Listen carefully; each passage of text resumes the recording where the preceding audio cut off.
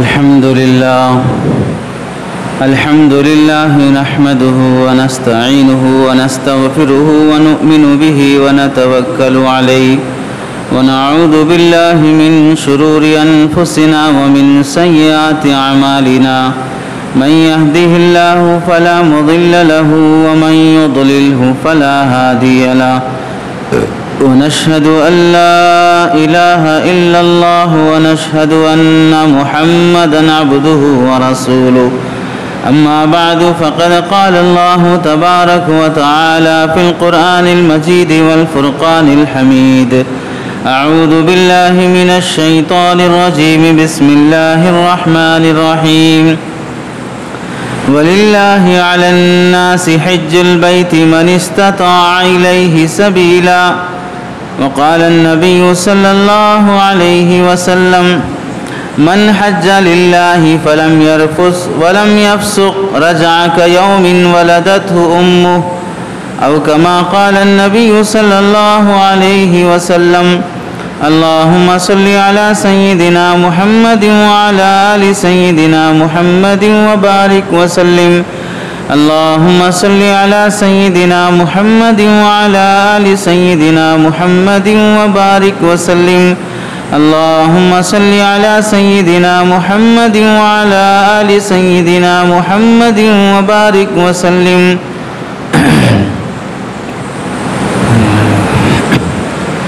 मेरे मोहतरम अज़ीज़ों, बुज़ुर्गों और दोस्तों, कुरान मजीद की आयत और हदीस पाक की रोशनी में आप हज़रात के सामने जो बात अर्ज़ करनी है वो इस्लाम के अरकान में से सबसे अहम रुकन हज बैतुल्लाह की फ़जीलत और मुसलमानों की चंद ज़िम्मेदारियाँ। इस्लाम में अल्लाह ताला ने 4 बुनियादी अरकान रखे हैं: नमाज, रोज़ा, ज़कात, हज। ये हज ज़िंदगी में मुसलमान पर एक बार फ़र्ज़ होता है और बिलउमूम सबसे आखिर में ही फ़र्ज़ होता है।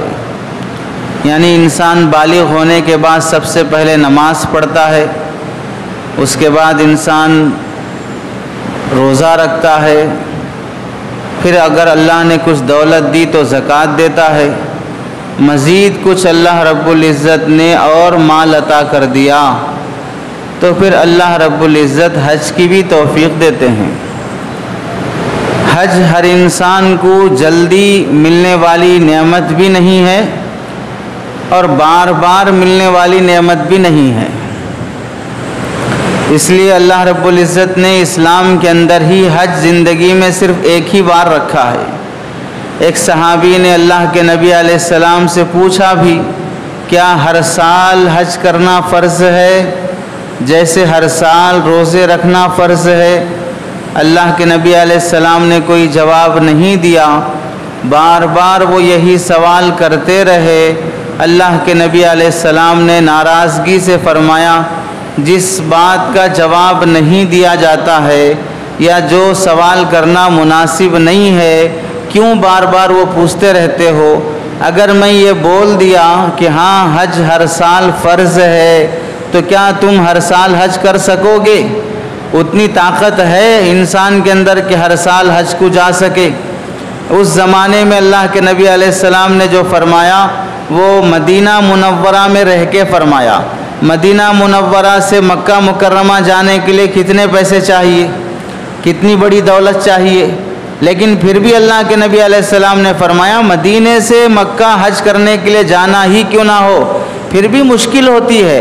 अब अगर इंडिया से कोई आदमी हज करने जाना हो, पाकिस्तान से हज करने जाना हो, लाखों रुपए खर्च करने पड़ते हों, तो वैसे मौके पर इंसान हर साल अगर हज फ़र्ज़ हो जाएगा तो फिर बताइए दुनिया के पूरे मुसलमान हज के लिए, तवाफ़ के लिए, उम्रे के लिए मिना मुज़दलिफ़ा के ये सब मैदान इतने बड़े हैं कि पूरे मुसलमान वहाँ एक साल में जमा हो सकते हैं। वो जगह खुद इतनी नहीं है कि पूरी दुनिया के मुसलमान वहाँ समा सकें, और फिर पूरे दुनिया के मुसलमानों में इतनी ताकत भी नहीं है कि भाई वो हर साल हज भी कर सके। तो अल्लाह ने उम्मत पर एक ही बार हज फ़र्ज़ फरमाया है। कुरान मजीद की आयत में अल्लाह रब्बुल इज़्ज़त इरशाद फरमाते हैं, वलिल्लाहि अलन्नासि हज्जुल बैति मन इस्तताअ इलैहि सबीला। अल्लाह के लिए लोगों पर ये बात फ़र्ज़ है, हज्जुल बैति, बैतुल्लाह का हज करना, मन इस्तताअ इलैहि सबीला, जो अल्लाह रब्बुल इज़्ज़त के घर तक जाने की ताकत रखता हो, जिसे इस्तिताअत हो। अब इस आयत को समझिए, वलिल्लाही आयत का पहला टुकड़ा ही है अल्लाह के लिए। अल्लाह ने दूसरे फ़राइज़ में ये अंदाज़ इख्तियार नहीं फरमाया। अल्लाह के लिए नमाज पढ़ना है, अल्लाह के लिए रोज़े रखना है, अल्लाह के लिए ज़कात देना है, वो तो है ही है, लेकिन अल्लाह ने अंदाज़ बताने का दूसरा इख्तियार फरमाया, अक़ीमुस्सलाह व आतुज़्ज़का कुतिबा अलैकुमुस्सियाम कमा कुतिबा अलल्लज़ीना मिन क़ब्लिकुम, ये अंदाज़ था।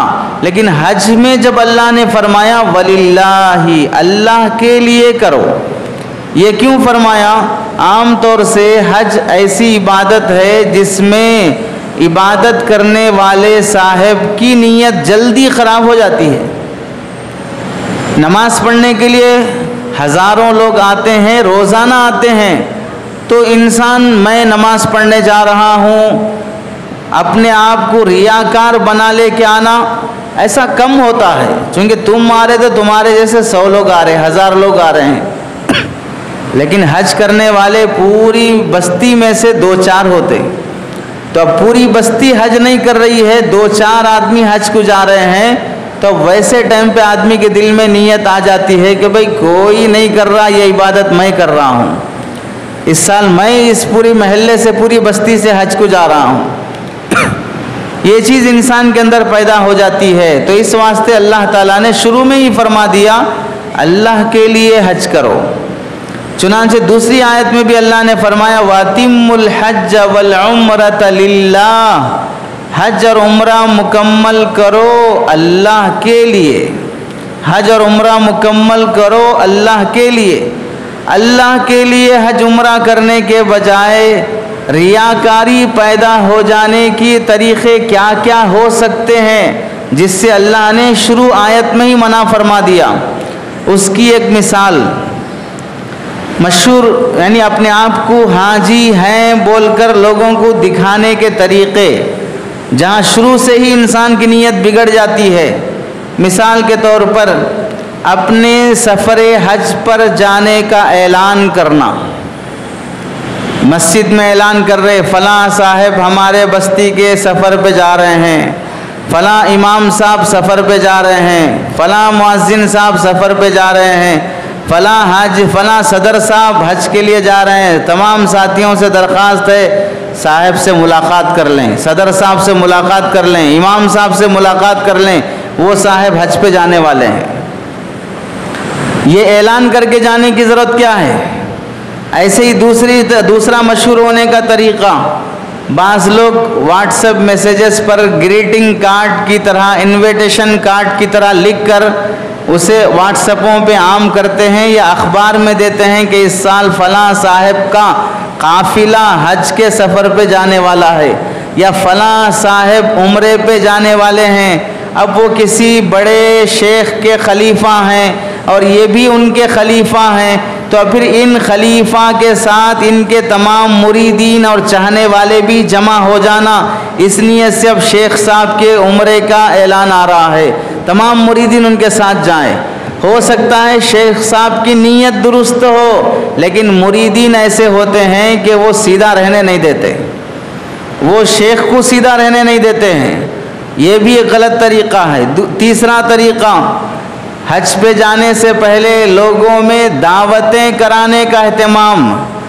हाँ, हज पे सरकारी तौर पर हज पे जाते हैं, हज कमेटी से नाम आ गया आपका हज में जाने का, या प्राइवेट से आप जा रहे हैं, पैसे का इंतज़ाम थोड़ा बहुत भी हो गया, या इरादा ज़ाहिर कर लिया आपने हज पे जाने वाले हैं, फॉर्म फिलअप किए हैं, आ जाने का पक्का यकीन है, वहीं से दावतें शुरू हो जाएंगी। पूरी बस्ती में जो जो जानने वाला होगा आपको खिलाने को अपनी सआदत और नेकी समझेगा। रिश्तेदारों में दावतों का एक सिलसिला, दावतों के साथ साथ हज पे जाने वाले हाजी साहब अब पूरे ख़ानदान में दामाद बन जाएंगे। ये भी बुला रहे, खाना खिला रहे, कपड़े बना रहे, वो भी बुला रहे, दावत करा रहे, कपड़े बना रहे, वो भी बुला रहे, दावत करा रहे। हज पे जाने से पहले ही एक 5-7 जोड़े रिश्तेदारों की तरफ से बन जाते हैं और उससे आगे फूलों का हार पहनाया जाता है हाजी साहब को और हज पे जाने वाली हज्जन साहिबा को, दोनों को खड़ा करके, जैसे दूल्हा दूल्हा को दुल्हन को खड़ा करके फ़ोटो लेते, वैसे ही हाजी और हज्जन साहिबा को भी खड़ा करके फ़ोटो ली जाती है। और इतना एहतमाम किया जाता, अगर किसी के पास पैसे नहीं है दावत करने के वास्ते, हाजी साहब इंतज़ार में रहते, बड़ा भाई दावत दे दिया, छोटी बहन दावत दे दी, मंझला भाई दावत देना बाकी है, फलां बहन दावत देना बाकी है। अब करीबी तौर पर दोस्त हैं, मिलने जुलने वाले हैं, उन पर भी उम्मीदें लगे रहती हैं कि उनकी भी दावत आना बाकी है।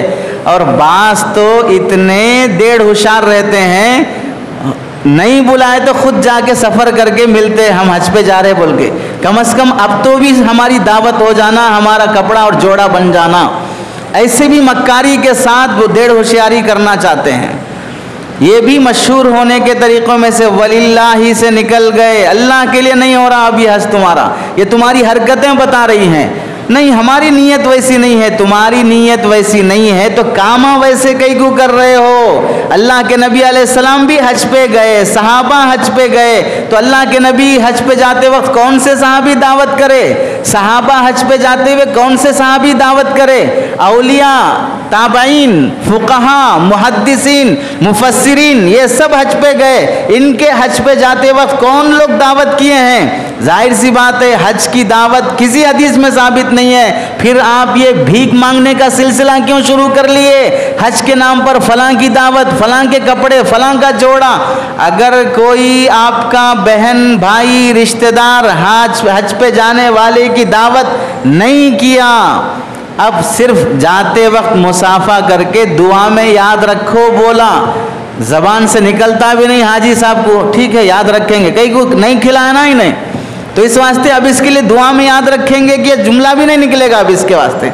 जिसका खाएगा हाजी वहाँ जाके उसका गाता रहेगा, उन्हों खिलाए, इन्हों खिलाए, इन्हों खिलाए। इस वास्ते क्या करेंगे, जो जो खिलाएंगे सबकी लिस्ट बनाएंगे लोग। फिर कभी खिलाने वाले हज को या उम्रे को जाने की नौबत आएगी, अब ये बदला देंगे उनको, अब ये भी बुला के खिलाएंगे। हम हज को जाते वक्त वो खिलाए थे ना, अब वो हज को जा रहे हैं, इस वास्ते अब हम उनको खिलाना है। तो ये दावत मोहब्बत की नहीं हुई, ये बिजनेस हुआ। और दूसरी बात, जब ये खा खा के जाते हैं हज को वहाँ पर, जब वहाँ जाते हैं तो फिर होता क्या है, वहाँ वापस आते हुए जो जो लोग दावत कराए उनके लिए हदिये का अलग स्टेज रहता, अलग कैटेगरी रहती, यानी उनको खाली जमजम का पानी, एक 4 खजूर।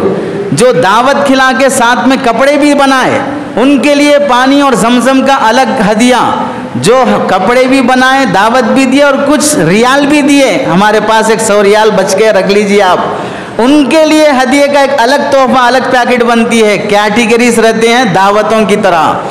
क्या हुआ, यहाँ खाए खिलाए किस वास्ते, आते वक्त अब हम आपको दावत खिला रहे, कपड़े बना रहे, रियाल दे रहे, पैसे दे रहे, इज्जत से आते वक्त जमजम, खजूर और कुछ तो भी तोहफा लेके आना, नहीं तो तुम्हारे हज की ऐसी की तैसी कर देते। फिर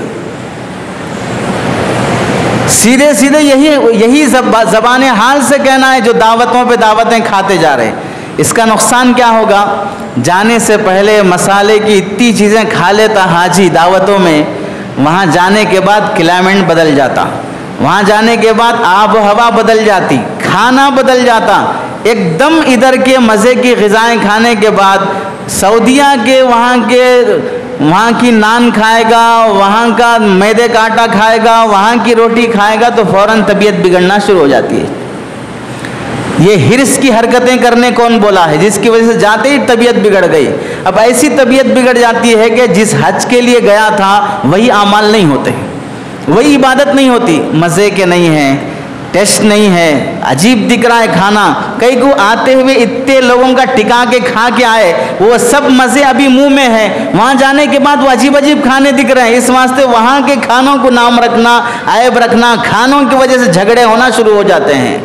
मशहूर होने के तरीक़ों में एक ये भी है, हाजी को रुखसत करने के लिए लोग एयरपोर्ट तक, हाजी साहब लब्बैक बोलते जा रहे हैं, ठीक है, हाजी साहब के कार में जो छोड़ने के लिए एयरपोर्ट तक जा रहे हैं वो सब लोग भी लब्बैक बोलते जा रहे हैं। फिर वहाँ जाने के बाद हाजी साहब को एयरपोर्ट पे कपड़े कार से निकल के हाजी साहब वहाँ से कुर्ता उतार के वहाँ एहराम बांध रहे, एयरपोर्ट पे खड़े होके हाजी साहब एहराम बांध रहे, वहाँ हार पहना रहे हाजी साहब को। दूल्हे की बारात जैसे लेके जाते हैं वैसा हाजी साहब की बारात लेके एयरपोर्ट पे जा रहे हैं, सब लोगों के सामने। एयरपोर्ट पे बहुत सारे लोग रहते हैं, वहाँ ये हाजी साहब की ऐसी फ़ोटो, ऐसी सेल्फियाँ, गारत हो जाती है नेकियाँ इनकी हरकतों को देखकर।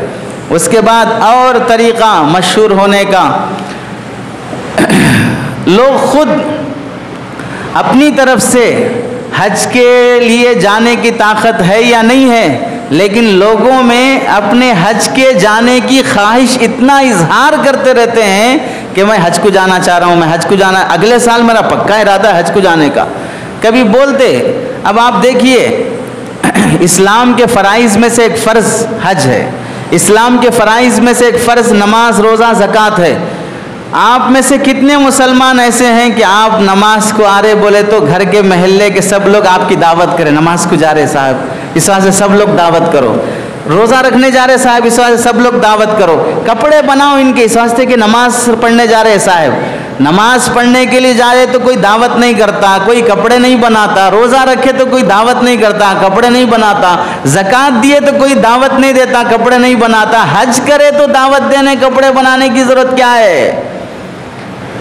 पता चला हज को हमने रियाकारी वाला अमल बना दिया, और ये इतना बड़ा गुनाह है। याद रख लीजिए, नमाज दिन में 5 टाइम फ़र्ज़ है, एक नमाज में हम रियाकार बन गए, दूसरी नमाज में चांस है हमको मुखलिस बनने का, दूसरी में भी हम रियाकार बन गए, तीसरी नमाज है हमारे को अच्छी नीयत से पढ़ने का। हज एक ही बार फ़र्ज़ है, पहली बार ही फ़र्ज़ है, उस फ़र्ज़ इबादत में अगर रियाकारी आ गई, सवाब गारत हो गया, उसके बाद मरने से पहले पहले अगर 100 हज भी करके मरे, कोई सवाब फ़र्ज़ के बराबर नहीं मिलता। इस वास्ते के फ़र्ज़ हज पहला हो चुका हुआ, अब जो भी करोगे वो नफिल हज होगा। नफिल हज में कितना भी मुखलिस बन जाए आदमी, लेकिन नफिल हज का सवाब फ़र्ज़ हज के बराबर नहीं हो सकता। इस वास्ते पहले ज़माने में अल्लाह वाले हज को जाते थे, उनको भी लोग छोड़ने के लिए जहाज़ तक आते थे, समंदर तक आते थे। उसकी वजह क्या है? उसकी वजह यह है कि पहले समंदरी सफ़र होता था, और समंदरी सफ़र में चारों तरफ पानी है, पहुंचने में 3 महीने, 6 महीने, 4 महीने लगते थे। कभी कभार तूफ़ान आने की वजह से इंसान इंतकाल भी हो जाता था, तो छोड़ने के लिए जो कश्ती तक आते थे वो गोया के अलविदाई मुलाकात थी। अब पता नहीं वापस जिंदे आते कि नहीं आते कि। लोग हज पे जाने वाले वहाँ जहाज़ पर पहुंचकर, पानी के जहाज़ पर वसीयतनामा लिख के दे देते थे कि अब मैं जा रहा हूँ, मेरे वापस आने की कोई गारंटी नहीं है। इस नीयत से जाते थे, तो फिर लोग आखिरी मुलाकात है बोल के वहाँ तक अलविदा करने जाते थे।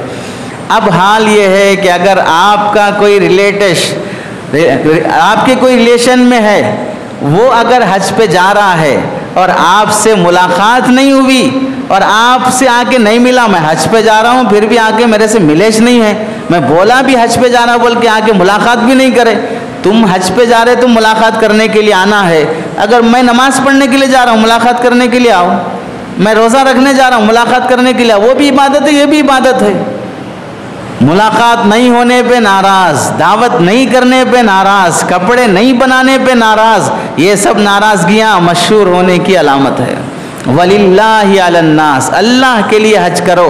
हज़रत हसन बिन अली रज़ी अल्लाह तआला अन्हु, हज़रत अली रज़ी अल्लाह तआला अन्हु, हज़रत अली ज़ैनुल आबिदीन रहमतुल्लाहि अलैह, अहले बैत, इनके बारे में लिखा है, जब ये एहराम बांधने के लिए कपड़े उतार कर 2 रकात नमाज पढ़ के एहराम के कपड़े बांधकर लब्बैक जब पढ़ने की बारी आती, पूरे काफिले के लोग लब्बैक पढ़ लेते, लेकिन इनकी जबान से लब्बैक नहीं निकलता था। कपकपी आ जाती, रोना तारी हो जाता। लोग कहते कि अब सफ़र शुरू होना है, आप लब्बैक पढ़ लीजिए। तो हज़रत ये अहले बैत फरमाते थे, क्या पता मैं लब्बैक कह के पुकारूं, अल्लाह मैं तेरे दरबार में हाजिर होने वाला हूँ, आसमानों से जवाब कहीं ये ना आए, ला लब्बैक, हमें तुम्हारी हाजिरी पसंद नहीं है। इस डर से मेरी ज़बान से लब्बैक नहीं निकल रहा है। ऐसे खौफ के साथ, ऐसे डर और इस्तेहज़ार के साथ और ऐसे चुपके से हज को जाके आ जाते थे। लोगों को पता भी नहीं चलता था कि हज पे जाके आए। एक बुजुर्ग थे, रात भर तहज्जुद और नफिलों में गुजार कर रोते हुए जब उनकी आंखें लाल हो जाती, सामने वाला देखते ही पहचान लेता कि रात में इबादत करके तहज्जुद में रो के आ रहे हैं, लेकिन लोगों को हमारे चेहरे से जाहिर नहीं होना कि हम रोए हैं। इसलिए वो क्या करते थे, सुबह मस्जिद में आने से पहले चेहरा धोकर पाउडर लगा के आते थे, अभी नहा धो के मेकअप करके आ रहे हैं। मतलब क्या है, आदमी बीवी के साथ सोहबत करके नहा धो के आया तो कैसा दिखता, वैसा दिखते थे। हालांकि वो सोहबत किए हुए नहीं होते थे, वो तहज्जुद पढ़े हुए होते थे, लेकिन लोगों को ये दिखाते थे कि हम रात को इबादतों में गुजारे हुए नहीं हैं। ऐसे अपनी तहज्जुद को छुपाते थे, जिंदगी भर रोज़ा रखते थे, लेकिन लोगों को कहीं ये मालूम ना हो जाए कि मैं रोज़ा रख रहा हूँ। इस वास्ते लोगों के सामने कभी आते तो खिलाल काड़ी लेकर दांतों में खिलाल करते हुए आते थे, हालांकि वो रोज़े से रहते थे। पर रोज़े में आदमी को खिलाल की क्या ज़रूरत पड़ती है, क्यों? फिर भी वो खिलाल इस वास्ते करते थे ताकि लोगों को देखकर ये पता चले कि ये खा के आ रहे हैं, हालांकि वो रोज़े से है। और रोज़ाना का रोज़ा होता था पाबंदी से, फिर भी अपने रोज़े को छुपाते थे। अब लोगों का हाल ये है कि आदमी अपनी इबादतों को, गुनाह को जैसे छुपाता है, इबादतों को वैसे छुपाना नहीं चाहता। छुप के गुनाह करना चाहता है, छुप के इबादत करना नहीं चाहता है। छोटी सी इबादत किया वो भी सबके सामने बता देना चाहता है। तो पहली आयत के पहले टुकड़े का खुलासा हुआ, वलिल्लाही, अल्लाह के लिए करो, अलन्नासी, लोगों पे फ़र्ज़ है ये बात, हिज्जुल बैती, अल्लाह के घर का तवाफ हज करना, मन इस्तता इलैहि सबीला, इस्तिताअत है तो करना। ये मन इस्तता को समझो, इस्तिताअत है तो हज करें। इसमें दो बातें गौर से समझिए।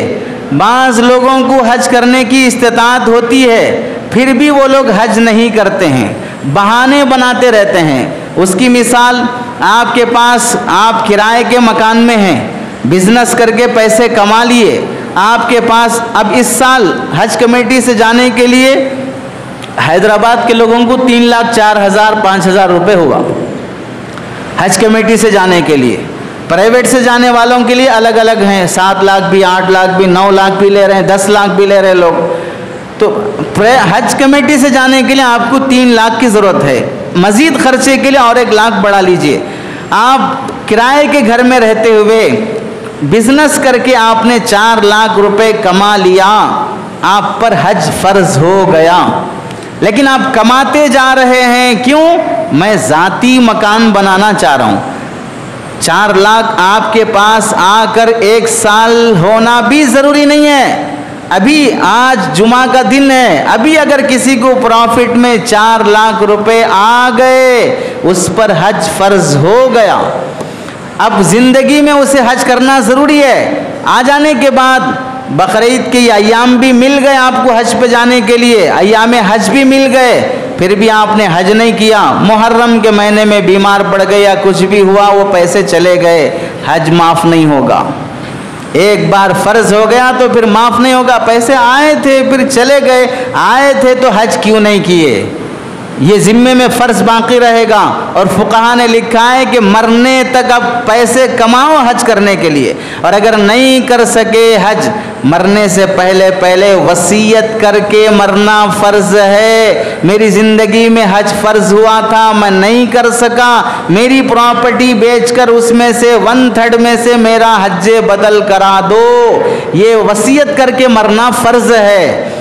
तो अपना ज़ाती मकान बनाने के लिए लोग क्या करते हैं कि हज करने में कोताही करते हैं कि उतना जल्दी का अभी मकान बनाना है, इस वास्ते पैसे रखे हुए हैं, पैसे हैं लेकिन हज नहीं करेंगे। दूसरी शक्ल, पैसे जमा हो गए, बेटे की शादी करना है, बेटी की शादी करना है, या खुद अपनी शादी करना है, इस वास्ते हज नहीं करेंगे, ये भी नाजायज़ और हराम है। हज का ताल्लुक बेटे बेटी की शादी से नहीं है, और बेटे बेटी अपनी शादी करने में जो पैसा खर्च हो रहा है वो हराम का खर्चा है, वो फ़र्ज़ खर्चा नहीं है। हलाल खर्चा क्या है? मेहर के पैसे दो, सुन्नत तरीक़े से वलीमा कराओ, इसके अलावा जो भी एक्स्ट्रा खर्चा कर रहे हो वो नाजायज़ और गैर ज़रूरी खर्चा है। उस फजूल खर्ची के लिए पैसा उठा के रखे हो, लेकिन फ़र्ज़ अदा करने के लिए पैसा नहीं रखा है। और लोग मकान ज़ाती बन गया और एक मकान किराए पे लेकर किराए पे दिए हुए हैं, किराए आ रहे खा रहे, मलगियाँ हैं किराए खा रहे हैं, ज़मीनात हैं उससे अनाज या किराया आ रहा खा रहे हैं, लेकिन हज नहीं कर रहे हैं। अपना ज़ाती मकान बन जाने के बाद एक्स्ट्रा कोई भी ज़मीन और जायदाद आई हमारे पास, उसे बेचकर हज को जाना फ़र्ज़ रहेगा, उसे बेचकर हज को जाना फ़र्ज़ रहेगा। मेरे पास पैसे नहीं हैं, पैसे नहीं हैं, ये मकान बेचे तो पैसे आ जाते, ये मलगी बेचे तो पैसे आ जाते हैं, पैसे नहीं होने का बहाना नहीं करना शरीयत के अंदर, शरीयत के नज़दीक जायज़ नहीं है। और ऐसे ही अभी जवान हैं, थोड़ा बूढ़े होने के बाद हज पे जाएंगे। अगर कोई जवान हज पे जा रहा है, बहुत जल्दी चले जा रहे हज पे आप, बहुत जल्दी चले जा रहे हज पे आप, ऐसा बोल रहे कि बहुत जल्दी मर जा रहे, बोले ऐसा। जवानी का ही अमल है हज, बुढ़ापे का अमल नहीं है। तवाफ़ करना, सही करना, सफ़ा मरवा की, मिना मुज़दलिफ़ा जाना, अरफ़ा के मैदान का वक़ूफ़ करना, ये सब इतनी लंबी इबादतें हैं कि आदमी एहसास कर लेता वहाँ जाने के बाद कि जवानी के अलावा यहाँ पर नहीं आना। हज जवानी में ही करना चाहिए ताकि आफ़ियत से हो सके, हम पर बोझ ना बने। इसी वास्ते जिस पर हज फ़र्ज़ हो गया है उसे ज़िम्मेदारी है कि वह हज एहतमाम से करने की कोशिश करे। पहले ज़माने में अल्लाह के नेक बंदों में हज का शौक़ कैसे था? हज़रत नबी पाक सल्लल्लाहु अलैहि वसल्लम के पास एक सहाबी आकर कहती हैं, या रसूल अल्लाह, मैं हज को जाना चाहती थी, मेरा शौहर मुझे छोड़कर अपने बेटे को साथ लेकर, 2 ऊँट थे हमारे पास, एक ऊँट खेत में काम करने के लिए था, एक ऊँट सवारी के लिए था, वो ऊँट लेके चले गए। अब मेरे पास सवारी नहीं है जाने के लिए, मेरी भी ख्वाहिश है हज के लिए जाना। ये सहाबिया कहाँ से पूछ रही हैं? मदीने से पूछ रही, मदीने से मक्का जाने के लिए इतनी बेचैन हो रही हैं, मेरे को भी हज पे जाना है। अल्लाह के नबी अलैहिस्सलाम ने तसल्ली देते हुए फरमाया, इत्मीनान रखो, रमज़ान में अगर तुम्हें उम्रे की तौफीक मिल जाती है तो वो भी हज के बराबर सवाब रखता है, वो भी हज के बराबर सवाब रखता है। यानी उन लोगों का शौक़ ये था कि भाई मदीने से मक्का आने का शौक़ इतना था कि हम हज करने के लिए आना चाह रहे हैं, गरीबी है तो भी शौक़ है। उलमा ने लिखा है, एक साहब बकरियां चराते थे, बकरियां चराने वाले के पास कितनी दौलत होती है, उसे शौक़ पैदा हुआ मैं अल्लाह का घर का दीदार करना चाहता हूँ, सारी बकरियां बेचकर अपनी बीवी बच्चों के लिए जो गुजारे का खर्च होना चाहिए वो देकर पूरा सामान बेचकर अल्लाह के हज बैतुल्लाह करने के लिए निकल गया। ये नहीं सोचा कि भाई मैं ये बकरियां बेच दूंगा तो गुजारा कैसे होगा, फिर आने के बाद मैं बिज़नेस कैसे करूंगा, आने के बाद मेरा क्या सेटल होगा। बकरियां बेचने के बाद हज के पैसे जमा हो जाते, बेच दो निकल जाओ बस। और माशाअल्लाह यहाँ लोग ऐसे भी हैं, हज को जाने से पहले इतने हदिये मिल जाते, आने के बाद भी सेटल कर लेके जाते, इतने हदिये मिल जाएंगे कि आने के बाद भी आराम से गुजारा कर ले सकें, 2-4 महीने का खर्चा चला सकें। वो लोग मुखलिस थे या हम मुखलिस हैं? जमा शुदा पूंजी भी दे के खाली करके जा रहा है, मुझे हज बैतुल्लाह पे जाना है। जिसके घर पे जा रहा हूँ वो खाली हाथ नहीं भेजेगा, जिसके घर पे जा रहा हूँ वो खाली हाथ नहीं भेजेगा। जो यहीं से भर भर के ले जाना चाहेगा, वहाँ जाने के बाद वो मोहताजगी, अल्लाह मैं फ़कीर हूँ तेरे दर पे आया हूँ, ये मोहताजगी की कैफियत पैदा नहीं होती। इस वास्ते कि यहाँ घर में भर भर के दे के गया से ऑलरेडी, यहाँ लोगों से ले लेके लोगों को दे दे के गया सो है कि हमारे लिए इतने हज़ार रखो, इतने हज़ार रखो, इतने हज़ार रखो हमारे। अल्लाह के नेक बंदों ने लिखा है, बुढ़ा जवानी की उम्र में निकाह नहीं हो सका, कमर झुक गई, बुढ़ापा आ गया, लेकिन अल्लाह के घर को देखने का शौक़ बाकी है। झुकी कमर के साथ पूरे बैतुल्लाह का तवाफ कर रही है बूढ़ी औरत। अपनी वरासत में से जो हिस्सा मिल सकता है वो बेच के आके अल्लाह के घर का तवाफ कर रही है। हमने अपने बचपन में देखा बेंगलुरु में साइकिल शॉप का चलाने वाले एक साहब साइकिल का पंचर डालते थे। अपनी उस कमाई से उन्होंने 8 आने 1 रुपया, उस ज़माने में 8 आने 4 आने 10 पैसे 20 पैसे सब चलते थे, तो 8 आने रोज़ाना की कमाई में बचाकर अपनी साइकिल शॉप में ज़मीन में घड़ा बनाकर हुंडी बना लिए थे। रोज़ाना जो कमाई होती उसमें से जमा करते जाते।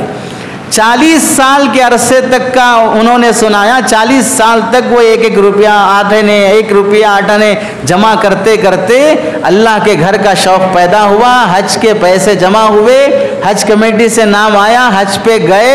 जब पूरा काफिला वापस आया तो ये वापस नहीं आए।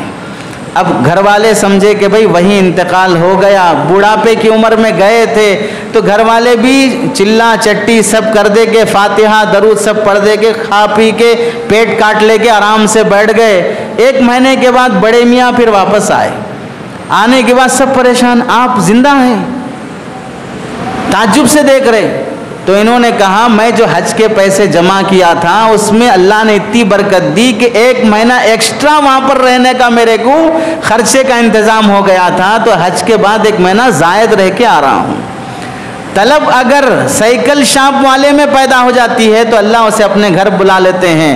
अल्लाह के घर जाने के लिए आदमी को करोड़पति मालदार होना ज़रूरी नहीं है, दौलत से ज़्यादा तलब होना चाहिए, तड़प होना चाहिए, जज्बा होना चाहिए। अल्लाह का घर देखना है, मुझे अल्लाह का घर देखना है। जिसकी तरफ रुख करके इतने दिनों से नमाज पढ़ रहा हूँ, आज तक उस काबे को मैं नहीं देख सका। जिस नबी पर मैं दरूद भेज रहा हूँ, अब तक मैं उसके रोज़े पे हाज़िरी नहीं दे सका। ये तलब होती है तो अल्लाह ताला खुद बुला लेते हैं। हज़रत पीर साहब दामत बरकातुम ने लिखा है, हज़रत अहमद अली लाहौरी रहमतुल्लाह अलैह ने सुनाया था, दूध बेचने वाला एक शख्स, दूध निकालने का कारोबार था उसका, लोगों के पास जाता, जिनके पास भैंसें रहती वहाँ जाके दूध निकालता, कुछ पैसे मिलते उससे गुजारा करता। ख्वाहिश हुई अल्लाह का घर देखने का। चोरी छुपे से जब जहाज़ में लोग सामान लोड कर रहे थे, ये भी तोलिया बांधकर, कमर पे तोलिया बांधकर नौकर और खादिम की तरह जहाज़ में सामान डालने लग गया, ताकि लोग देखकर ये समझें ये भी कोई कमेटी का आदमी है जो खिदमत कर रहा है। यहाँ से जद्दा जब पहुँचे, वीज़ा नहीं, टिकट नहीं, पासपोर्ट नहीं, कुछ नहीं है। अब पकड़े जाने का डर हुआ तो वो जहाज़ से आहिस्ता से बाजू खिसक कर समंदरी रास्ते से पानी के किनारे किनारे होते हुए गाँव को जा पहुँचा।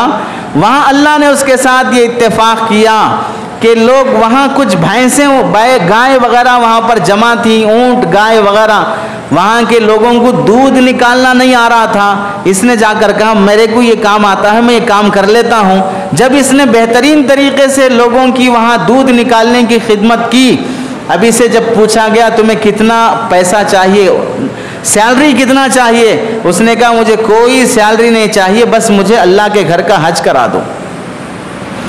अब उन लोगों ने कहा सिर्फ तेरा नहीं, तेरी पूरी फैमिली का हम हज करा देंगे, बस ये कि तू यहीं हमारे पास काम कर ले। अल्लाह ने कैसा इंतज़ाम कर दिया। तलब पैदा हुई तो सिर्फ उसके हज का फैसला नहीं हुआ, पूरी फैमिली के लिए अल्लाह ने हज का इंतज़ाम कर दिया। तलब होनी चाहिए, अल्लाह ताला खुद बुला लेते हैं। हज़रत मुफ्ती शफ़ी साहब रहमतुल्लाह अलैह फरमाते हैं कि एक शख्स, हज़रत मुफ्ती शफ़ी साहब रहमतुल्लाह अलैह फरमाते हैं जब मेरी बेटी का इंतकाल हुआ, यानी मुफ्ती तकी उस्मानी साहब दामत बरकातुम की बहन का इंतकाल हुआ, जब उनका सामान वगैरह देखा गया तो उसमें कुछ पैसे बांधे हुए, पुड़िया में पल्लों में पैसे बांधे हुए थे। निकाल कर गिने 3000 या 3500 या कुछ इस तरह के पैसे थे, और उस पर चिट्ठी लिखी हुई थी, ये रुपया 2 रुपये 5 रुपये मैं जमा कर रही हूँ अपने हज के वास्ते, हज पे जाने के लिए जमा कर रही हूँ। लोग क्या करते हैं, EMI पे गाड़ी लेना याद है, EMI पे मोबाइल लेना याद है, मंथली थोड़ा थोड़ा जमा करके सोना खरीदना याद है, इंस्टॉलमेंट पे ज़मीन खरीदना याद है, थोड़े थोड़े पैसे जमा करके हज पे जाने की तैयारी करना याद नहीं है। दुनिया बनाने के लिए इंस्टॉलमेंट के लिए तैयार हो जाते हैं, हज बैतुल्लाह करने के लिए इंस्टॉलमेंट पे तैयार नहीं होते हैं।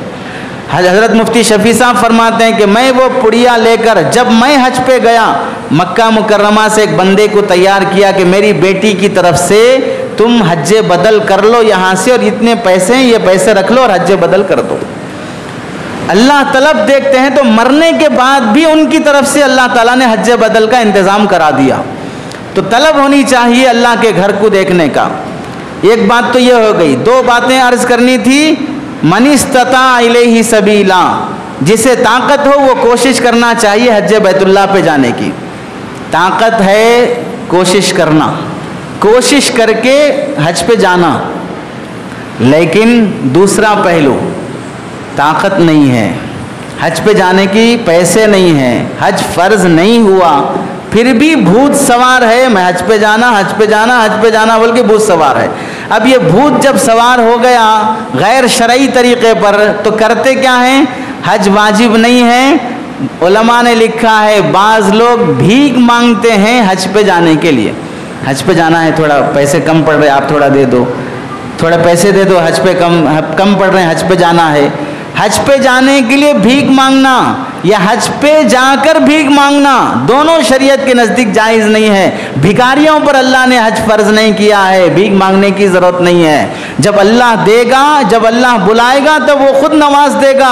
इस तरह जलील होकर हज बैतुल्लाह पे आने की ज़रूरत नहीं है। और ये बात भी याद रखो, जिस शख्स के अंदर मांगने की आदत पैदा हो जाती है, लोगों के जेब पे नज़र और उम्मीद बन जाती है, यहाँ से जाने के लिए कुछ पैसे मांग तो लेगा ही, वहां जाने के बाद भी वो कोई इस्तिग़ना और बेनियाजी के साथ नहीं रहेगा।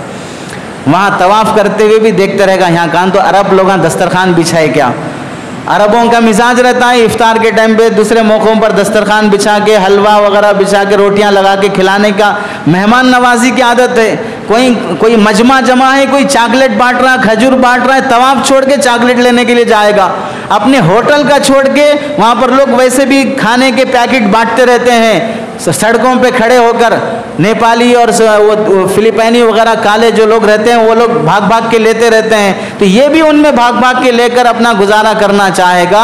अल्लाह रब्बुल इज़्ज़त फरमाते हैं वतज़व्वदू, जाने से पहले तोशा ले लो, फ़इन्न खैरज़्ज़ादित तक़वा, बेहतरीन तोशा ये है अल्लाह का तक़वा, परहेज़गारी, डर पैदा करो। ये गलीज़ हरकतें ना करो हज से बैतुल्लाह पे जाने के लिए। दूसरा तरीक़ा, आधे पैसे जमा हो गए साहब हज के वास्ते, नाम भी आ गया हज कमेटी में, अब और थोड़े कम पड़ रहे हैं, ज़कात के पैसे है तो दे दो, पूरे हो जाते हैं। अब बकिया रकम ज़कात के पैसों से पूरा करना चाहेंगे। हज ज़रूरतें पूरे, अल्लाह ने ज़कात ज़रूरतें पूरी करने के लिए, गरीबों के लिए अल्लाह ने ज़कात फ़र्ज़ किया है।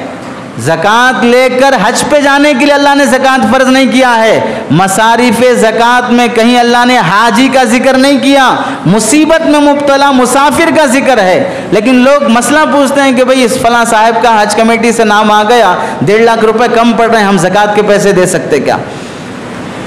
जब उस पर फ़र्ज़ ही नहीं है तो ज़कात दे के हज कराने का क्या मतलब है? हाँ, अगर वो शख्स गरीब है, मोहताज है, ज़रूरतमंद समझकर आपने ज़कात के पैसे दिए, वो थोड़े थोड़े करके जमा कर लिया, अब उस पर वो हज को जा रहा है तो ठीक है भाई। ज़रूरतमंद आदमी पैसे थोड़े थोड़े करके जमा करके मालदार बन सकता है, चाहे वो हदिये से हो चाहे ज़कात से हो, लेकिन ज़कात के पैसे देकर हज करवाना ये नामाकूल हरकत है।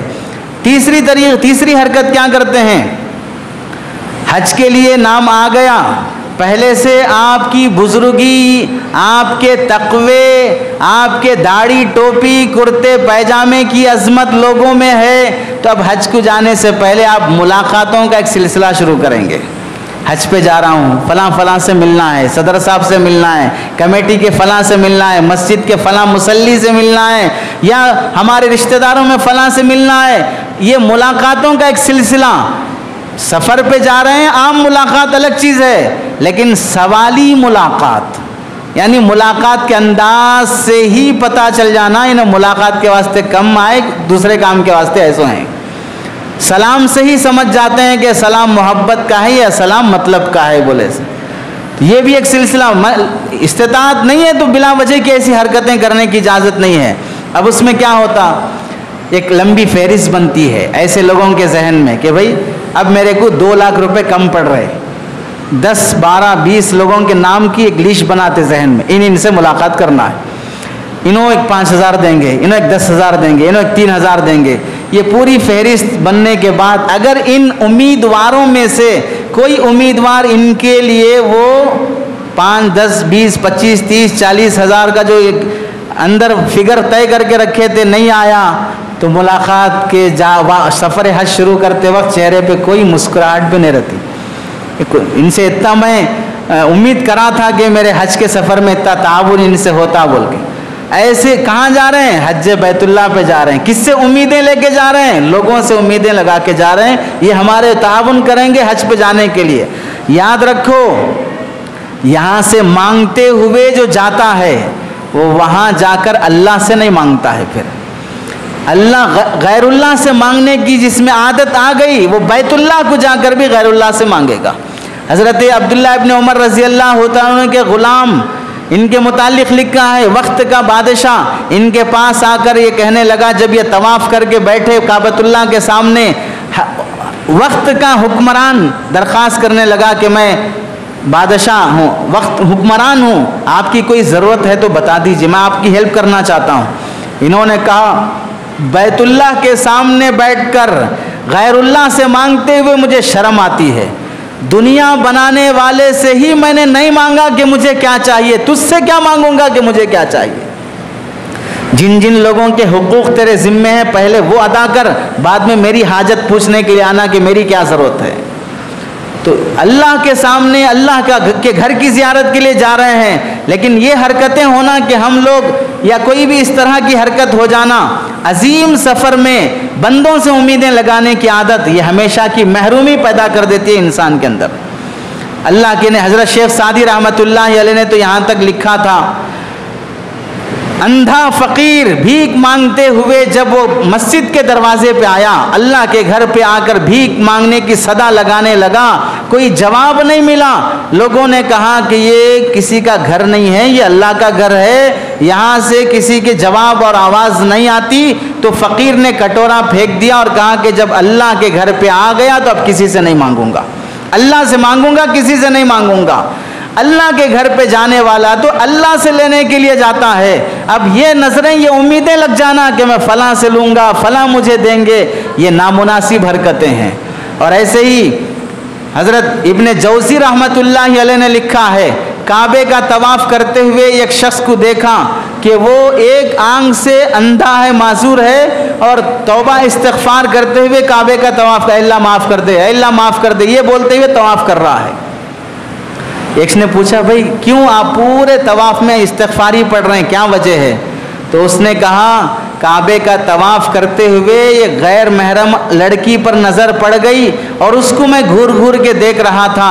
अचानक गैब से एक थप्पड़ आया, इतनी ज़ोर से मुझे लगा कि मेरी आंख अंधी हो गई।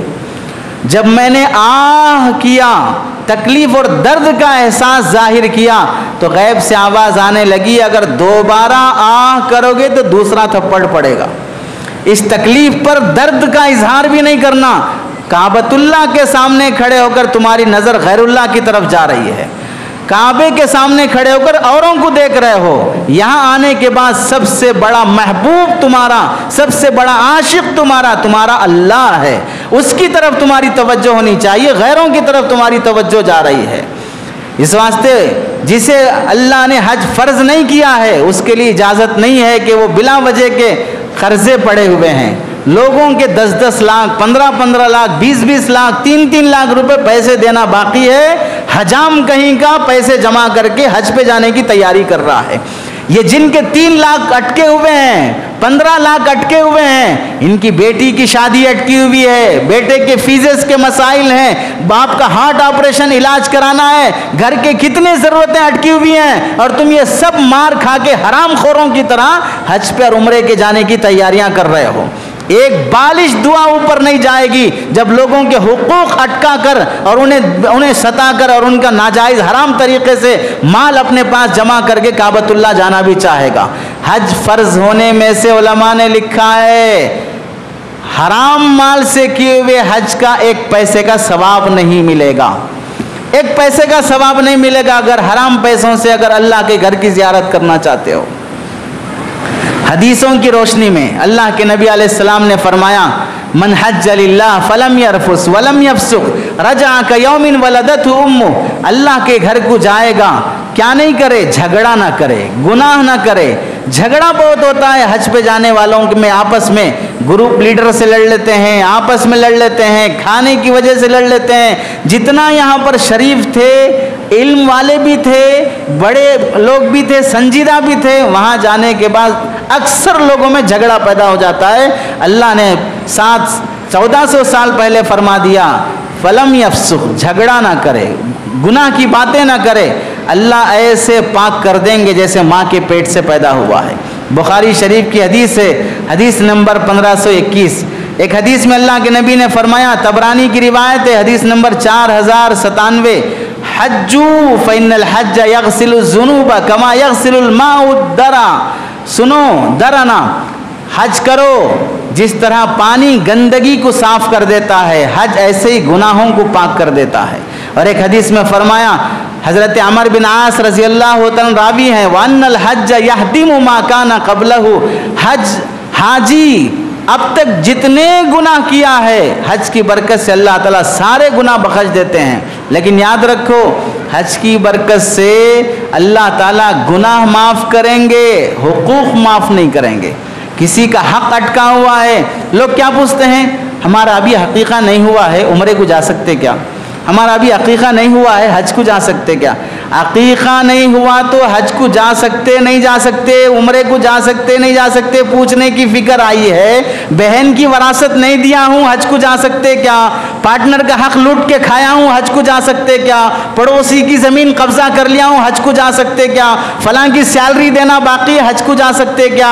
बेटे बहू में झगड़े चल रहे हैं, उन्हें मैके में जाके बैठी है या बाप के घर में आके बैठा है, दोनों के खानदानों में नफरतें फैली हुई हैं, हज को जा सकते क्या? ये सवालात पूछने नहीं आएंगे। अकीक़ा नहीं हुआ, उम्रे को जा सकते क्या, यह पूछेंगे। उलमा ने लिखा 7 दिन 14 दिन 21 दिन बस अब अकीक़ा सुन्नत है, 21 दिन पार हो गए, अब अकीक़ा करना नफिल है।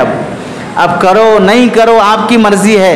नफिल काम पूछने के लिए तो तैयार हैं, फ़र्ज़ काम पूछने के लिए तैयार नहीं है। ऐसे ही है जैसे हज़रत अब्दुल्लाह इब्न उमर रज़ी अल्लाह तआला अन्हु ने एक मरतबा देखा काबतुल्लाह में कूफा के रहने वाले चंद लोग आकर हज़रत इब्न उमर से पूछ रहे, हम एहराम की हालत में रहते, कटमल वो कभी कभार जुएँ बालों में पड़ जाती हैं, तो हम एहराम की हालत में वो कटमल जूं मार सकते क्या? मारे तो उसका खून लग जाता ना, तो नापाक हो जाते क्या? ये मसला पूछने वास्ते। तो हज़रत इब्न उमर रज़ी अल्लाह तआला फरमाए कि माशाअल्लाह, जिसने हज़रत अली के बेटे मुहम्मदुर रसूलुल्लाह के नवासे हुसैन के खून को हलाल समझकर कत्ल कर दिया है, अब वो कटमल के खून के बारे में मसला पूछने के लिए आए हैं। हज़रत नबी पाक सल्लल्लाहु अलैहि वसल्लम के नवासे हज़रत हुसैन और आले रसूल को करबला के मैदान में शहीद करते वक्त ये सवाल नहीं आया कि इनका खून हलाल है कि हराम है, ये जायज़ है कि नाजायज़ है। उस वक्त कोई मसला पूछने नहीं आया। अब एहराम की हालत में कटमल मच्छर मक्खी का खून पाक है नापाक है, जायज़ है नाजायज़, ये पूछने के लिए आ रहे हैं। तो ऐसे ही हुआ ना कि भाई अकीक़ा हुआ नहीं हुआ, उम्रे पे जा सकते नहीं, ये पूछने के लिए आ रहे हैं। लेकिन बहनों की वरासत, भाइयों की वरासत, भाइयों की वरासत, गुज़िश्ता जुमा हम वरासत के बारे में थोड़ा बयान किए थे। हमें मालूम हुआ सारी दुनिया में भाई जालिम नहीं है जो बहनों की वरासत मार खाता हो। अब तो माशाअल्लाह बहनें भी मास्टर लाट की हुई हैं, बहनें भी कराटे की हुई हैं, बहनें भी जिम की हुई हैं। अब तो ऐसी गलीज़ आदतें वाली औरतें भी पैदा हो रही हैं। शोहर हरामखोर है, गुंडा है, जालिम है, रौडी है, अब वो हमारा दामाद बन गया, वो हमारा बहनवी बन गया। अब ये बेटियां अपने जालिम दरिंदे गुंडे शोहरों के साथ मिलकर भाइयों की प्रॉपर्टी पे कब्जा करना चाहेंगे। भाइयों को विरासत से महरूम करना चाहेंगी। एक ही भाई है, 2 भाई हैं, 3 भाई है, या वो भाई कमज़ोर है, बाअखलाक हैं, जवाब नहीं दे सकते, तुम्हारी तरह वो लड़ नहीं सकते, तुम्हारी तरह कोर्ट कचहरी को जा नहीं सकते। अब ये बहनें मिलकर अपने शोहरों के साथ या उनके शोहर बहनों को पट्टी पढ़ाकर, यानी अपनी बीवियों को पट्टी पढ़ाकर उनके ससुरे साहब पे कुछ जादू करेंगे, अच्छा बना के खिलाएंगे। या नहीं तो ऐसे भी लोग गलीज आदत पे उतर आए हैं, ससुरे साहब की अगर बीवी इंतकाल हो गई है, हम दूसरा निकाह करा देते बोल के कुछ फोटोस ला के दिखाएंगे, बीवी के चक्कर में लगाकर प्रॉपर्टियां कब्जा करना चाहेंगे, बेटियों को यानी बीवियों को सहारा जरिया बनाकर अपने उनके भाइयों की प्रॉपर्टियों पे कब्जा करना चाहेंगे। पता क्या चला, शरीफ कोई भी नहीं है। जहाँ भाई बदतमीजी पे आया तो वो लुटेरा है, जहाँ बहनें बदतमीजी पे आई तो वो लुटेरी हैं, जहाँ दामाद और बहन भी बदतमीजी पे आए तो वो हरामखोर बन गए हैं। याद रखो, दोपहर का खाना शाम तक हजम हो जाता है, शाम का खाना दोपहर तक हजम हो जा सुबह तक हजम हो जाता है। हराम खाओ हलाल खाओ, दोपहर का खाने के बाद शाम को भूख लगती है, ये वक्ती तौर का मज़ा है। लेकिन वो नहूसत जो हराम की वजह से अंदर आ जाती है, वो नहूसत नस्लों तक मुंतकिल होती है। 4 घंटे की भूख है, बस वो हराम से मिट जाएगी, लेकिन वो 4 घंटे की भूख के लिए जो हराम के लुक़मे उतरे हैं, उसका असर 7-7 पीढ़ियों तक चलता रहेगा। इस वास्ते ना किसी को इजाज़त है कि दूसरे का हराम लूट के खाए। अल्लाह के नबी अलैहिस्सलाम ने फरमाया, अल्लाहुम्मा अग़फ़िर लिल हाज, अल्लाह हाजी की मग़फ़िरत फरमा, वलिमन इस्तग़फ़र लहुल हाज, हाजी जिस जिस के लिए मग़फ़िरत की दुआ करे अल्लाह उसकी भी मग़फ़िरत फरमा। देखिए कितनी बड़ी फजीलत है, नबी ने दुआ दी है हाजियों की बख्शिश की, और बशारत दी है हाजी जिसके लिए दुआ करेगा अल्लाह उसकी भी दुआ कबूल कर लेंगे। अब क्या कर सकते बताइए, अब हाजी किसके लिए दुआ करेगा? जिसका खाया है, जिसकी दावत मिली है, जिसके कपड़े मिले हैं उसके लिए दुआ करेगा, या सबके लिए दुआ करेगा? वो तो हाजी साहब ही जानते हैं। अल्लाह के नबी अलैहिस्सलाम ने फरमाया, अल उमरतु इलल उमरति कफ़ारतुन लिमा बैनहुमा, एक उम्रे के बाद दूसरा उम्रा करोगे तो अल्लाह ताला सारे गुनाह माफ़ कर देंगे जो बीच में हो चुके होते हैं। और हज्जुल मबरूर लैसा लहुल जज़ाउ इल्लल जन्ना, अगर किसी को हज मबरूर मकबूल हज अगर किसी को मिल जाता है, अल्लाह उसके लिए जन्नत वाजिब कर देते हैं। और एक हदीस में फरमाया, हज कितनी बड़ी इबादत है। एक सहाबी अल्लाह के नबी के पास आए, कहने लगे, या रसूल अल्लाह, इन्नी हबानुन व इन्नी ज़ईफ़ुन, मैं कमज़ोर आदमी हूँ, मैं बुज़दिल हूँ, हिम्मत नहीं है मेरे अंदर जिहाद में जाने की, लड़ने की, जान देने की, मेरे अंदर हिम्मत नहीं है, मैं शर्मिंदगी महसूस करता हूँ, मैं क्या करूँ? अल्लाह के नबी अलैहिस्सलाम ने क्या बेहतरीन बात फरमाई, हलुम्मा इला जिहादिन ला शौकत फी, आओ ऐसे जिहाद की तरफ जिसमें तुम्हें कांटा भी नहीं चुभेगा।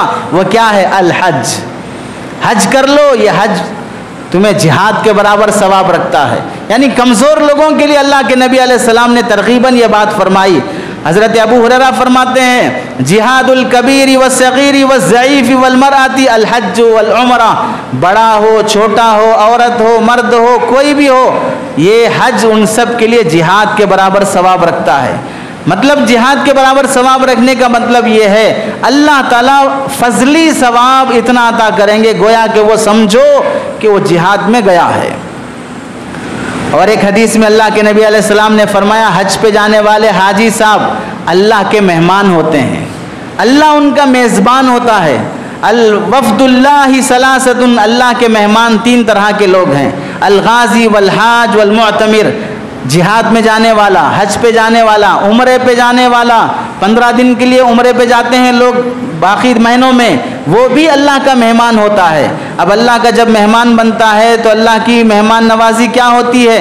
हदीस में हज़रत इब्न अब्बास फरमाते हैं, लौ यालमून अल मुक़ीमून मालिल हाज, यहाँ पर रहने वाले लोग अपने अपने गाँव में हज पे जाने वाले लोगों के बारे में अगर मालूम हो जाए अल्लाह उनको कितना इनाम से नवाजते हैं, लातौहुम, तो हाजी जब वापस आते हैं तो ये लोग आएंगे, हीना यक़दिमूना हत्ता युक़ब्बिलू रवाहिलहुम, अगर इन लोगों को मालूम हो जाए कि हाजियों का कितना बड़ा सवाब है, तो हाजी वापस आने के बाद शहर के लोग गांव से बाहर निकलकर हाजियों के सवारी, जिस पर वो बाइक में या ऊंट पर बैठ के आ रहे हैं, उन सवारियों के पैरों के तलवों का बोसा लेना शुरू कर देंगे। इतना बड़ा सवाब है हाजी का।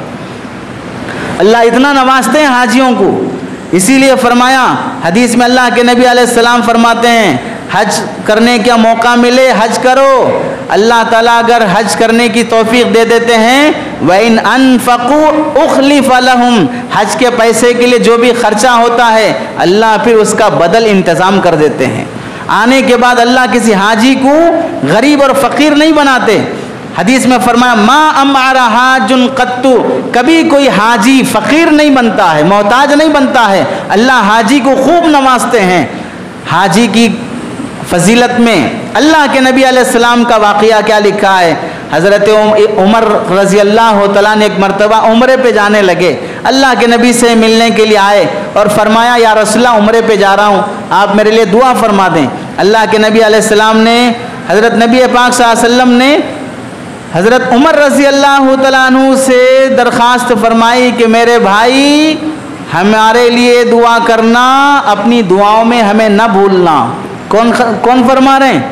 सरकार दो आलम सल्लल्लाहु अलैहि वसल्लम हज़रत उमर से दरख्वास्त कर रहे हैं, हमारे लिए दुआ करो। तो इससे मालूम हुआ हाजी से दुआ की दरख्वास्त करना चाहिए। और एक मौके पर अल्लाह के नबी अलैहिस्सलाम अरफा के मैदान में खड़े थे, हज़रत उमर को देख के मुस्कुराने लगे। हज़रत उमर पूछे, या रसूलल्लाह कोई ख़ास बात? तो आप अलैहिस्सलाम ने फरमाया, यब्नल खत्ताब अतदरी बिमा तबस्समतु इलैक, मैं तुम्हें देखकर क्यों मुस्कुराया हूँ, तुम जानते हो? तो अल्लाह के नबी अलैहिस्सलाम ने फरमाया, इन्नल्लाह बाहा मलाइकतहु लैलत अरफता बिअहली अरफता आम्मतन व बाहा बिका खासतन। तबरानी की रिवायत, हदीस नंबर 1130। अल्लाह ताला अरफा के दिन, अरफा की रात, अरफा के मैदान में खड़े हुए लोगों को देखकर बड़ी खुशी से फरिश्तों के सामने फ़ख्र करते हैं। पूरे हाजियों को देखकर अल्लाह खुशी से फरिश्तों के सामने फ़ख्र करते हैं। और उमर, तुझे देखकर अल्लाह ताला खुसूसी तौर पर सारे फरिश्तों के सामने फ़ख्र करते हैं। इतना खुशी होती है अल्लाह ताला को, बंदे मेरे बुलाने पर घर छोड़कर, बीवी को छोड़कर, बच्चों को छोड़कर, कारोबार छोड़कर, कपड़े बदलकर, ग़िज़ा छोड़कर, मुल्क छोड़कर बैतुल्लाह के तवाफ़ के लिए दीवाना वार आशिक और महबूब बनकर वो घूम रहे हैं। इस पर अल्लाह को इतना खुशी होती है कि फ़रिश्तों के सामने अल्लाह फ़ख्र फरमाते हैं। हदीस में आता है कि अल्लाह के नबी अलैहिस्सलाम ने हाजियों को हज करने के साथ साथ हज में खर्च करने की भी तरकीब दी है। आम तौर से होता क्या है, हज पे हम यहाँ से जाते हैं तो कुछ पैसे रियाल वाल बना के ले जाते हैं। अब रियाल में क्या है, एक रियाल यहाँ के 22 रुपये, 23 रुपये, 21.5 रुपये ऐसे होते।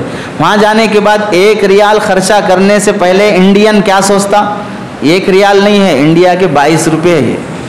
ये देख के न लस्सी पीने तैयार होता, न जूस पीने तैयार होता, न रोटी खाने तैयार होता। 2 रियाल गए तो 45 रुपये चले गए भाई।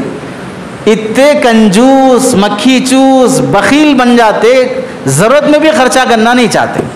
अल्लाह के नबी अलैहिस्सलाम ने फरमाया, व युखलफु अलैहिम मा अनफक़ू अद्दिरहम अल्फ अल्फिन। सुनो, अगर हज में तुम 1 दिरहम भी खर्च करते हो, अल्लाह उस खर्च के बदले में 10 लाख नेकियों का सवाब देते हैं। 10 लाख नेकियों का सवाब देते हैं। एक तरफ तो ये बात होगी, दूसरी तरफ क्या रहता, अब ऐसी फजीलतें सुनने के बाद जो ये ग्रुप लीडर रहते हैं ना, वो लोग क्या करते, अपने पैसे से तवाफ़ ज़ियारत नहीं कर ले सकते, अपने पैसे से यहाँ से एक टैक्सी नहीं कर ले सकते। इनकी जिम्मेदारी रहती है वो तवाफ़ ज़ियारत कराना, इनकी जिम्मेदारी रहती है मिना मुज़दलिफ़ा लेके जाना। लेकिन ये फजीलतों का हवाला दे के पैसे बचाने के लिए ग्रुप लीडर पहले से लूटा हुआ रहता है। अभी देख लीजिए, 3 लाख रुपए हज कमेटी से है तो प्राइवेट से 8 लाख रुपए, 9 लाख रुपए, 9.5 लाख रुपए ले रहे हैं। अल्लाह की पनाह, इतना लूटने के लिए जब आएंगे लोग, खर्च कितना है। बाज़ तो हज ग्रुप चलाने वाले माशाअल्लाह 3 बार अगर उनको हज पे ले जाने का कोटा मिल गया, चौथे साल वो अपने 1 करोड़ की ज़ाती प्रॉपर्टी बना लेते हैं। इबादतों में ऐसी हिर्स और लालच आ जाती है। वहाँ जाने के बाद हमने देखा अपनी आंखों से, बार बार जो टूर लेके आने वाले हैं उनमें अच्छे लोग भी हैं, खिदमत गुजार भी हैं, हमने देखा न तवाफ़ कर रहे, न हरम की नमाज पढ़ रहे, न कोई एहतराम है। बिल्डिंग पे बैठ के सामने हरम दिख रहा है, यहाँ पर सिगरेट पी रहे हैं। ऐसी बेहतरामी, चूंकि बार बार आ रहे हैं, बाप के घर की तरह हो गया है, लोगों से उसूल कर कर के आ रहे हैं, अजमत एहतराम सब खत्म होते जाता है। इसे तिजारत ना बनाओ, अजमत बाकी रखो। अल्लाह ताला बुलाते रहेंगे, अपनी तरफ से कोशिश करते रहो, अपने बस की मेहनत करते रहो। पहले ज़माने में हाजी ऐसे होते थे, इक्के दुक्के रहते थे। हज़रत उबैदुल्लाह बलियाबी रहमतुल्लाह अलैह फरमाते हैं, हमारे गांव में हज को कोई जाके आ गया, हिंदू मुस्लिम का झगड़ा हो गया, तो सारे गांव के लोग बोलते फैसला करने के वास्ते हाजी साहब के पास जाएंगे, क्योंकि हाजी साहब अल्लाह का घर देख के आए, वो झूठ नहीं बोलते, वो सही फैसला करते। इतनी अजमत होती थी हाजी साहब की, हाजी साहब को जज बना लेते थे। अब तो हाजी साहब वैसे नहीं रहे, अब लोग भी वैसे नहीं रहे। अल्लाह ताला हमें हिदायत और अमल की तौफीक नसीब फरमाए। आमीन व आखिरु दावाना अनिल हम्दुलिल्लाहि रब्बिल आलमीन।